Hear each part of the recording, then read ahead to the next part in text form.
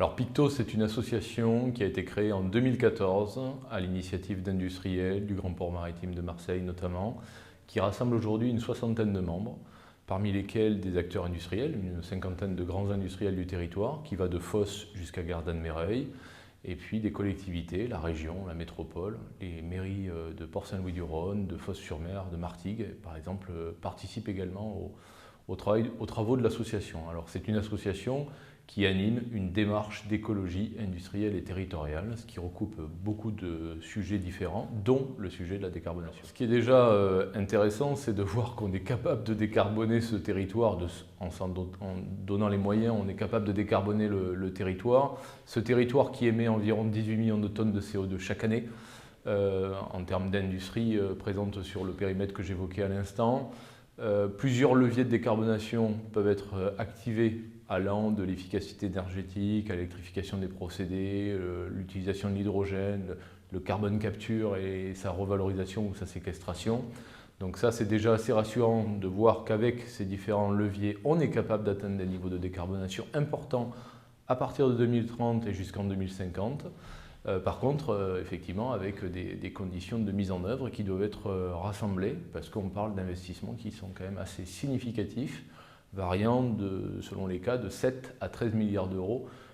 pour la transformation de ce territoire, qui passera à la fois, bien évidemment, par l'accueil de porteurs de projets nouveaux aussi, qui vont être là pour produire des carburants durables pour l'aviation, le maritime, et qui vont être, eux, des utilisateurs de CO2,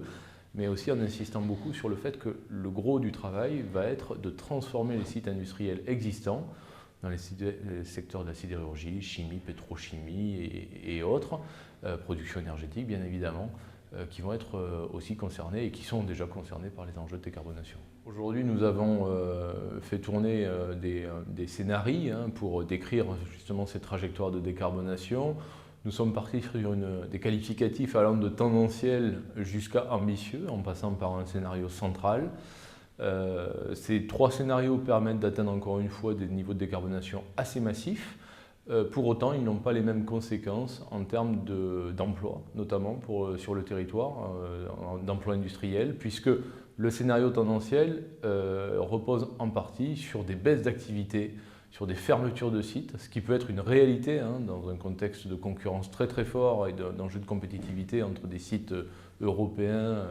américains et asiatiques. Donc là, on parlerait plutôt d'une décarbonation qui est clairement subie, qui est en grande partie due à une baisse d'activité ou à une fermeture de certaines activités, jusqu'à un scénario ambitieux qui, lui, est vraiment dans une logique de consolidation du tissu industriel-aéroportuaire existant et en plus d'un développement des activités industrielles sur le territoire avec l'arrivée de nouveaux sites qui pourraient s'implanter intelligemment, encore une fois, dans une logique d'écologie industrielle au niveau du territoire. L'ensemble des membres de Picto ont participé à la définition de ces travaux, de ces scénarios. Donc ça représente la soixantaine d'acteurs, de membres dont je vous parlais tout à l'heure, dont 50 grands industriels qui sont dans les secteurs de la sidérurgie, de la pétrochimie, de la chimie, du traitement des déchets, de la production énergétique, des cimentiers, des responsables d'infrastructures aussi, puisque c'est un enjeu très très important pour la décarbonation et l'évolution de ce territoire.